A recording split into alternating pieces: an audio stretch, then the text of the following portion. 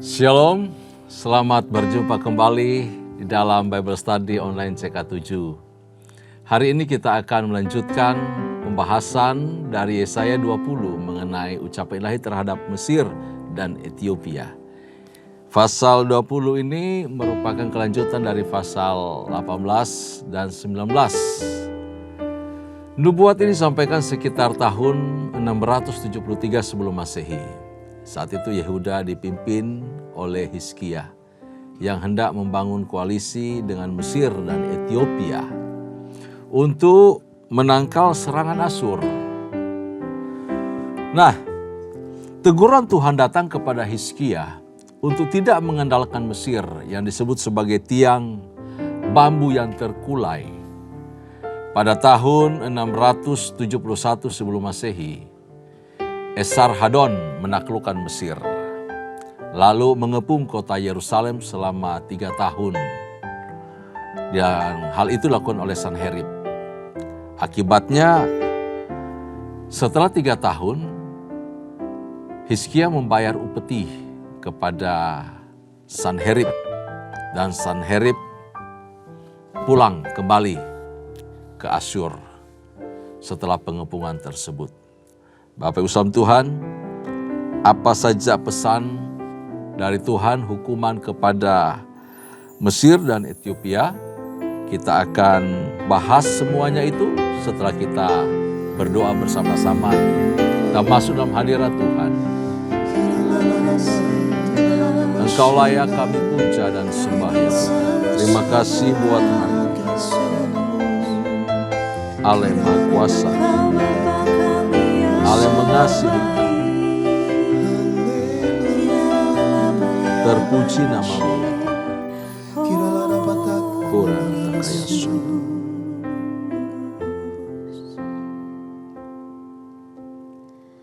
Bapakku yang baik, Kau sangat ku cinta. Lebih dari segalanya di dalam hidupku.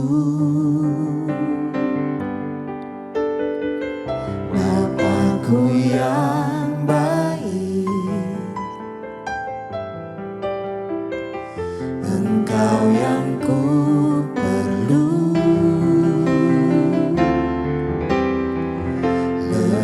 Dari segalanya, kasih-Mu bagiku tak pernah berakhir.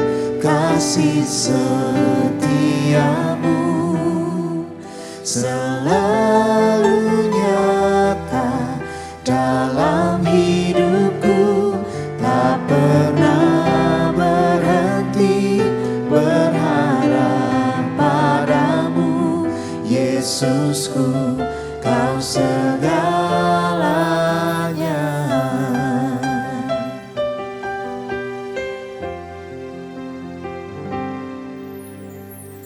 Bapakku yang baik, Kau sangat ku cinta. Lebih dari segalanya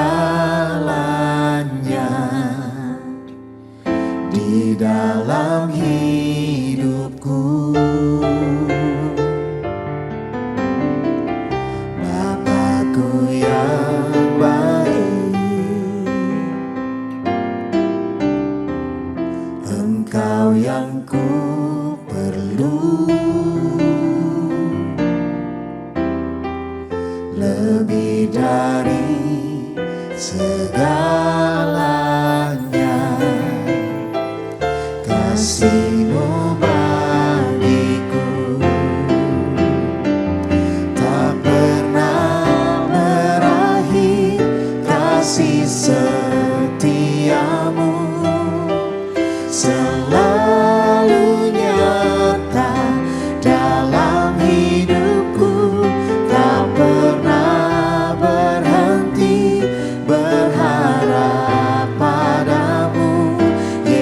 Yesusku, Kau segalanya. Tak pernah berakhir kasih setiamu, selalu nyata dalam hidupku. Tak pernah berhenti berharap padamu, Yesusku, Kau segalanya.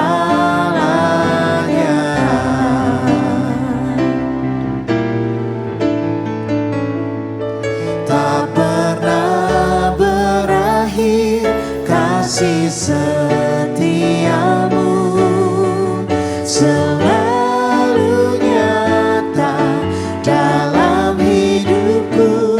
Tak pernah berhenti berharap padamu, Yesusku, Kau segalanya. Tak pernah berakhir kasih setiamu, selalu nyata dalam hidupku. Tak pernah berhenti berharap padamu, Yesusku, Kau segalanya. Yesusku, Kau segalanya. Yesusku, Kau segalanya.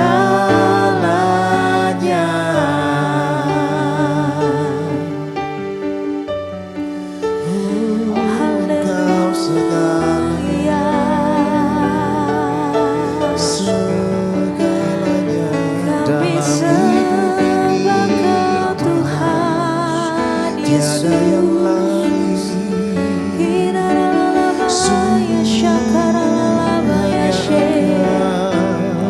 Tuhan, Bapa yang baik, Engkau segala-galanya.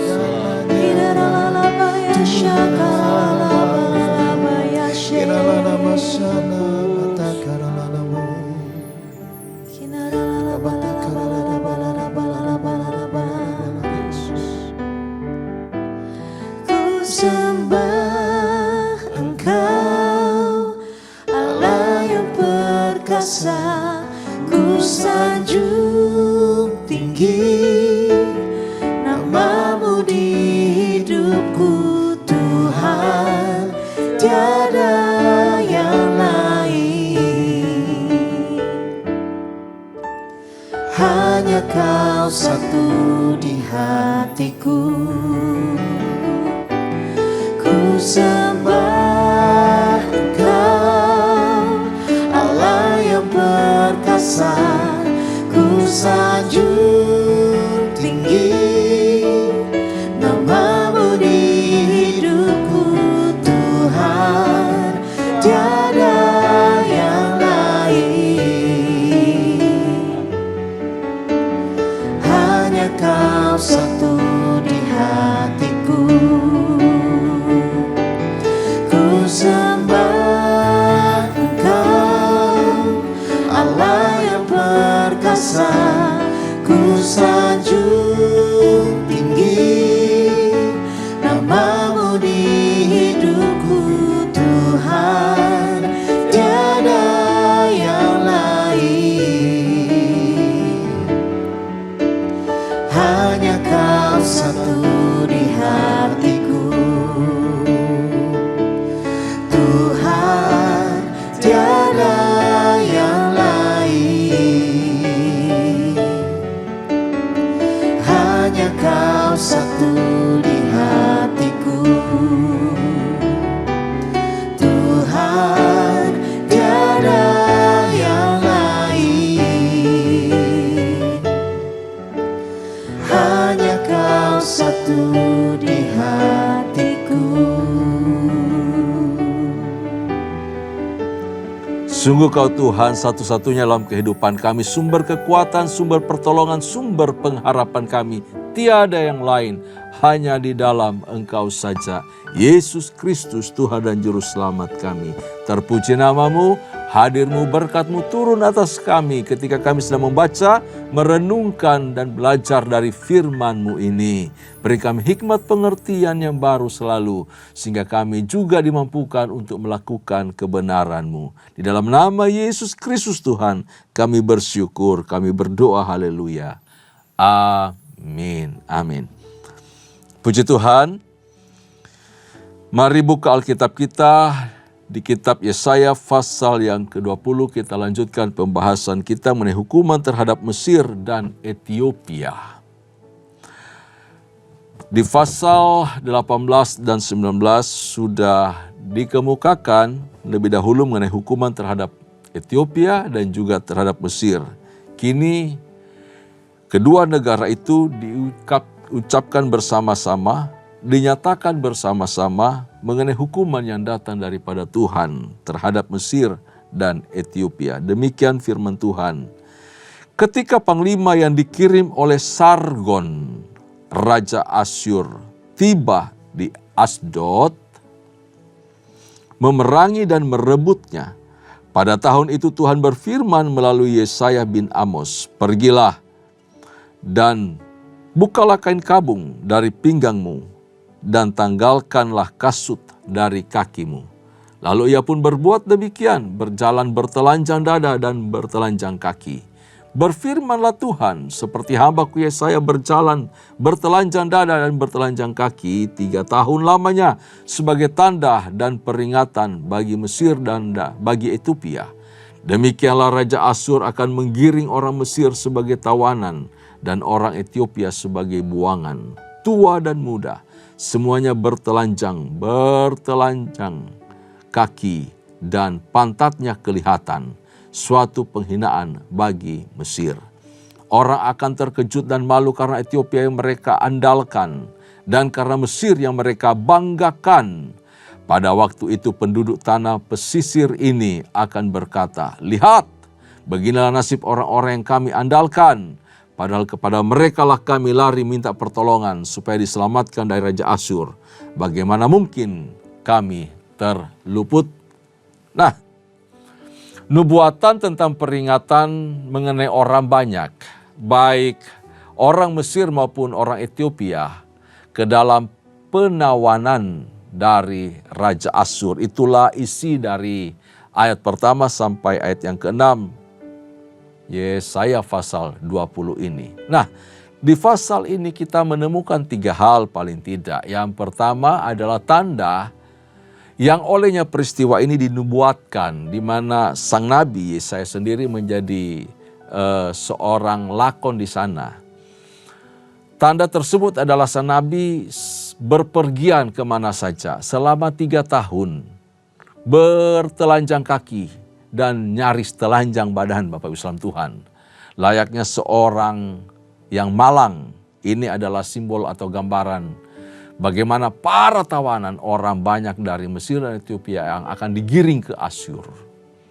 Yang kedua adalah penjelasan tentang tanda tersebut dengan penerapannya terhadap Mesir dan Ethiopia. Bahwa demikianlah yang akan terjadi, apa yang diperagakan oleh sang nabi, oleh Yesaya selama 3 tahun itu akan menimpa, akan dialami oleh Mesir dan Ethiopia. Itu dinyatakan di ayat yang ketiga sampai ayat yang kelima. Dan yang ketiga adalah pelajaran yang harus dipetik, diambil oleh umat Allah dari nubuatan ini, yaitu untuk tidak pernah menggantungkan kekuatan manusia.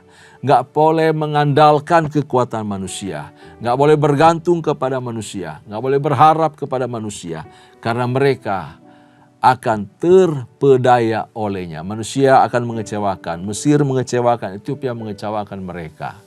Hubungan yang dilakukan, kekuatan yang mereka bangun sia-sia. Berlindung ke Mesir sia-sia. Ya, jadi ini peringatan kepada umat Allah sebenarnya bahwa lihat, Mesir, Ethiopia yang kamu andalkan, yang kamu banggakan, tidak bisa menolong dirinya. Lah bagaimana dengan nasibmu? Bagaimana mereka bisa menolong kamu? Mereka yang menjadi andalanmu, kebanggaanmu aja takluk kepada Asyur. Kira-kira seperti itu Bapak Ibu Islam Tuhan. Nah, kita mulai dari bagian pertama, yaitu tanda dan nubuat dari Nabi. Tuhan berpesan kepada Yesaya untuk berjalan telanjang dan tidak berkasut selama 3 tahun. Sebagai cara dia bernubuat menyampaikan pesan itu. Ini adalah metode drama kenabian atau prophetic drama yang ditampilkan oleh seorang nabi, yang dalam hal ini Nabi Yesaya. Drama ini bukan untuk menghibur publik banyak, supaya orang banyak tertawa, tetapi ini untuk menarik perhatian, supaya mereka diingatkan, kondisinya, nasibnya akan seperti ini loh.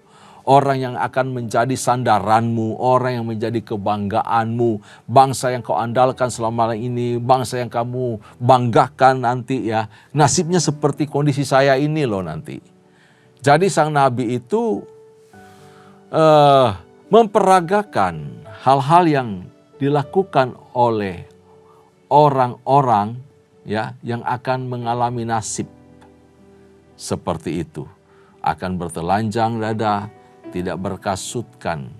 Ini Nabi mengekspresikan ya kondisi yang dialami oleh Mesir dan Ethiopia nanti. Dan kemudian Nabi juga memperagakan hal itu secara hiperbolik. Ya, terlalu melebih-lebihkan, hiperbola. Demi menyampaikan pesan yang sangat penting supaya apa? Umat itu sadar, umat itu mengerti. Nah, di ayat kedua itu disampaikan ya mengenai apa yang harus Nabi lakukan. Ada satu perintah yang sebenarnya perintah ini sangat janggal ya bagi Yesaya. Kalau dia sampai harus bertelanjang kaki, bayangkan seorang nabi, utusan Tuhan, wakil Allah. Kata-katanya pasti didengar, dia ditakuti, dihormati, disegani oleh raja. Setiap raja ingin mendengar suara Tuhan dipanggil nabi, minta petunjuknya, nasihatnya. Kali ini berlagak seperti orang bodoh, berlagak seperti orang gila, bertelanjang badan, lalu kemudian kaki gak beralasan kasut, telanjang kaki. Selama 30 tahun, ini sangat nyentrik. Tetapi kondisi yang berat, pesan berat ini, peragaan yang berat ini, tetap dilakukan oleh Nabi. Dia mentaati pesan Tuhan walaupun dia tidak mengerti sesungguhnya. Tidak mengerti Nabi. Dia nanti mengerti di ayat berikutnya, diberitahu di ayat yang ketiga dan kelima. Setelah memperagakan hal itu baru Nabi mengerti. Oh, ini maksudnya ya. Tapi Nabi memilih untuk taat sebelum dia mengerti apa yang dimaksudkan oleh Tuhan. Dan dia tidak malu, dia tidak gengsi. Kalau nabi-nabi sekarang atau hamba-hamba Tuhan sekarang coba melakukan hal itu, pasti disindir, pasti bikin malu nama Tuhan. Dikatakan begitu oleh banyak orang. Aduh, nah hamba Tuhan kok begini, hamba Tuhan kok begitu, hamba Tuhan kok jalan kaki. Emang Tuhan gak berkati? Harusnya hamba Tuhan itu disiapkan kendaraan, disiapkan ini itu fasilitas, itu namanya hamba Tuhan. Kita kan melayani Tuhan, kita kan bukan hamba manusia, kita kan hamba Tuhan. Kata-kata itu sering didengar dari orang-orang yang nyeleneh. Padahal belum tentu hamba Tuhan itu dalam kondisi, maksudnya dia miskin atau melarat. Dia bisa saja memposisikan dirinya seperti umat yang dilayani. Dan dia memilih langkah tersebut, jalan tersebut untuk belajar taat kepada Tuhan. Sebab berkat tidak hanya urusan dengan materi belaka, tetapi bicara damai sejahtera, sukacita yang dikerjakan Roh Allah di dalam hidup seseorang. Apalagi seorang hamba Tuhan. Kalau sampai dia tetap seperti itu dan mengasihi Tuhan, melayani pelayanan dan pelayanannya bertumbuh berkenan di hadapan Tuhan. Bukankah itu berada di jalur yang benar sesuai kehendak Tuhan? Nah, setelah Yesaya taat, Tuhan memberikan pengertian dari drama tersebut. Betapa pentingnya kita belajar untuk taat. Supaya apa? Firman akan datang kembali kepada kita. Kita akan mengerti apa maksud Tuhan ketika kita belajar untuk taat lebih dahulu. Kadangkala kita tidak mengerti banyak maksud Tuhan di dalam hidup kita. Karena apa? Kita tidak memulai untuk taat kepada firman. Sehingga kita untuk mengerti perintah berikutnya, kita nggak tahu apa-apa. Kita nggak bisa buat apa-apa. Karena sekalipun kita membaca banyak, mengerti banyak. Tapi kalau kita tidak mentaatinya, maka sia-sia apa yang kita lakukan. Penting sekali untuk taat terhadap firman Tuhan. Apa yang Yesaya lakukan dengan berjalan telanjang adalah nubuat untuk Mesir dan Ethiopia. Kedua bangsa itu akan dipermalukan oleh Tuhan. Bangsa itu akan dikalahkan dan ditawan oleh Asyur. Allah akan membuat mereka tak berdaya di hadapan bangsa Asyur. Mereka akan diasingkan, mereka akan ditawan. Dan melalui peristiwa itu Allah juga berpesan kepada Yehuda supaya tidak berharap kepada bangsa asing, kepada Mesir dan Ethiopia. Mereka tidak usah bikin koalisi lah, ya, menjadi 3 bangsa yang kuat untuk bisa menghadapi Asyur. Asyur waktu itu punya pasukan yang begitu besar. Pasukan berkuda, infanterinya dia, wah kereta-keretanya sangat luar biasa sehingga menjadi kekaisaran yang sangat kuat. Ya, pada zaman Asyur kuno dahulu kala. Jadi bangsa-bangsa di sekitar pasti gentar dengan Asyur. Bapak Islam Tuhan, pesan kepada Yehuda untuk tidak bersandar kepada bangsa asing. Sebab satu-satunya sumber pengharapan mereka, kebanggaan mereka hanyalah Tuhan, hanyalah Yahweh. Bangsa Yehuda hanya punya pengharapan kepada Yahweh, tidak ada yang lain. Jika Yehuda berharap kepada Mesir, maka mereka memandang Mesir, Ethiopia dan dewa-dewanya lebih tinggi dari Tuhan. Dan Tuhan tentu gak suka, gak mau seperti itu. Karena Yehuda adalah umatnya, miliknya, kepunyaan Tuhan. Yehuda lupa bahwa Mesir itu pernah menindas mereka. Ya, dan hanya oleh karena tangan Tuhan sajalah yang membuat bangsa Israel itu lepas daripada perbudakan Mesir. Nah, Bapak Islam Tuhan, itu yang bisa kita temukan dari ayat pertama sampai ayat yang kedua. Lalu poin kedua adalah ayat yang ketiga sampai ayat yang kelima, di mana Mesir dan Ethiopia menerima hukuman keras dari Tuhan. Tuhan menghukum Mesir dan Ethiopia.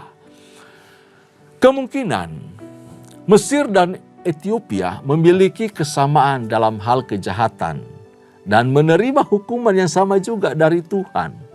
Mesir dijadikan sebagai pokok kebanggaan. Pokok kebanggaan itu adalah Mesir. Mesir dalam hubungan diplomatik dengan Yehuda dan juga dengan Ethiopia telah berpura-pura untuk menjadi penyelamat bagi Israel dan mengucapkan janji-janji yang tidak ditepati oleh Mesir. Apa yang membuat Mesir menjadikan Yehuda jauh dari Tuhan? Ketika Mesir mengumbar janji, ketika Mesir melakukan kesepakatan untuk melindungi Yehuda, Mesir itu menjadikan Yehuda itu lari jauh dari Tuhan. Kenapa? Memikat hati bangsa Yehuda untuk meninggalkan Allah. Bahkan orang Yehuda tidak lagi mempercayai Tuhan dengan sepenuh hati mereka. Walaupun kita tahu banyak orang-orang Yehuda yang lari ke sana masih tetap menyembah Tuhan dan membawa nama Tuhan di Mesir. Oleh sebab itu Allah melalui Nabi Yesaya berbicara dengan keras memperingatkan umat Tuhan untuk tidak meletakkan rasa aman dan tidak membanggakan Mesir. Sedangkan Ethiopia dijadikan pokok pengharapan oleh Yehuda karena perawakan mereka mungkin ya yang tinggi, yang kuat, yang tangkas, yang lincah. Lalu mereka berharap banyak kepada Ethiopia. Tuhan tidak suka orang berharap kepada kekuatan manusia. Bapak Islam Tuhan, apa yang kita banggakan, apa yang kita jadikan sumber andalan di dalam hidup. Kalau semuanya itu datang dari orang-orang di sekitar kita, dari kemampuan kita, kehebatan kita, karir kita, Tuhan tidak suka. Sekalipun kita diberkati secara jasmani, tetaplah andalkan Tuhan. Itu yang terjadi dengan bangsa Yehuda dalam hubungan dengan orang Mesir dan Ethiopia. Pesan yang ketiga atau bagian yang ketiga yaitu ayat yang ke-6 dari pasal 20 ini. Bapak Ibu salam Tuhan, pesan bagi orang Israel untuk mengambil hikmah apa yang dilakukan Allah melalui tindakan Nabi Yesaya tadi. Kedua bangsa ini yaitu Mesir dan Ethiopia dipermalukan oleh Tuhan. Tuhan memakai Asyur untuk mengalahkan mereka. Dan apa yang menjadi kebanggaan dan pengharapan bangsa Yehuda itu sirna semuanya. Sia-sia mereka berharap kepada Mesir. Sia-sia mereka bangga dan mengandalkan Mesir serta Ethiopia. Orang percaya jangan sama sekali menjadikan dunia, kekuatan, harta kita sebagai pokok pengharapan dan andalan hidup kita. Sekali lagi kita cuma punya pengharapan di dalam Yesus. Pengharapanku hanya Yesus saja yang mati atas Golgota. Amin. Yesus pengharapan kita. Dia gembala, dia pokok pujian kita. Satu-satunya sumber pertolongan dan kekuatan dalam hidup kita. Tidak ada yang lain. Yesus harapan jiwaku. Amin. Yesus harapan jiwaku. Tidak ada yang lain. Harusnya Bapak Ibu salam Tuhan, Tuhan Yesus saja yang jadi pokok pengharapan orang percaya. Dia bisa diandalkan dalam segala musim kehidupan, situasi apapun, keadaan apapun yang kita alami. Satu-satunya sumber kesembuhan kita cuma Yesus. Tuhan Yesus bisa pakai siapa saja. Dokter, Tuhan Yesus pakai obat, pakai apa saja untuk jadi sarana penyembuh. Tetapi dia sumber kesembuhan itu sendiri. Dia sumber penghiburan, pertolongan bagi semua orang yang membutuhkan naungan kasih-Nya, membutuhkan penghiburan dari Dia. Dia terlalu ajaib, terlalu luar biasa dalam kehidupan orang percaya. Pada akhirnya Asyur menghancurkan Mesir dan Ethiopia. Meskipun demikian, Asyur juga bukan sebagai pokok pengharapan dan andalan. Kenapa? Dia juga manusia, dia juga bangsa, dia cuma dunia. Yang dipakai oleh Allah memberi pelajaran kepada Mesir dan Ethiopia. Dan memberi pelajaran berharga kepada bangsa Yehuda. Supaya semua bangsa belajar untuk mengandalkan Tuhan saja. Asyur tidak bisa kita banggakan. Siapa saja yang kelak nanti menjadi pertolongan bagi kita yang Tuhan pakai. Menolong kita, melepaskan kita, membantu kita. Dia juga gak bisa diandalkan. Sebab hanya Tuhan yang bisa menggerakkan seseorang untuk menolong kita. Karena itu berbanggalah, berharaplah kepada Tuhan. Jangan bangga kepada apa yang kita miliki, kita raih dengan orang-orang di sekitar kita. Tetapi berbanggalah karena kita mengenal Tuhan. Karena kita punya Allah. Kalau kita punya Tuhan, Tuhan Yesus, kita punya Allah yang terus membela kita, menyertai kita, melindungi kita. Siapa yang menjadi lawan kita? Semua hal bisa kita lalui. Segala hal bisa kita lalui jika kita berjalan bersama-sama dengan Allah. Kemenangan kita alami, pertolongan Tuhan kita alami. Kalau kita terus berharap dan mengandalkan Tuhan. Bapak Ibu salam Tuhan, apapun situasi hidupmu saat ini, tetap andalkan Tuhan. Bangga bahwa hanya Tuhan yang bisa menolong kita. Jangan berharap kepada dunia, dunia yang fana ini akan berlalu. Tetapi kasih Allah, Tuhan kita, Dia tetap untuk selama-lamanya. Amin. Firman Tuhan buat kita hari ini. Tuhan Yesus memberkati kita semua. Tundukkan kepala, kita berdoa. Kami bersyukur untuk nasihat firman-Mu datang kepada kami. Untuk kami terus berharap kepada Tuhan. Kami diajarkan untuk taat. Kami diajarkan bahwa apa yang difirmankan Tuhan pasti akan digenapi. Kami belajar untuk tidak mengandalkan manusia, tidak mengandalkan kekuatan kami, tidak menjadikan segala yang kami miliki secara fisik, secara dunia ini sebagai pengharapan di dalam hidup ini, sebagai kebanggaan dalam hidup ini. Tetapi kami belajar untuk bangga karena kami mengenal Allah yang benar, Allah yang hidup, yang kami miliki dan bahkan tinggal di dalam kehidupan kami semua. Terpuji namamu ya Tuhan. Kami mengucap syukur punya Allah yang hebat, punya Allah yang dahsyat seperti Engkau. Di dalam nama Yesus kami bersyukur. Kekasih-kekasih Tuhan, mari arahkan hatimu di hadapan Allah. Terimalah berkat serta anugerah yang melimpah dari Allah Bapa, kasih sayang di dalam Kristus Yesus Tuhan, serta persekutuan yang manis dengan Allah Roh Kudus menyertai kita mulai hari ini sampai parusia Tuhan datang pada kali yang kedua, bahkan sampai selama-lamanya. Setiap kita yang percaya sama-sama katakan, amin, amin. Shalom, Tuhan Yesus memberkati kita semua.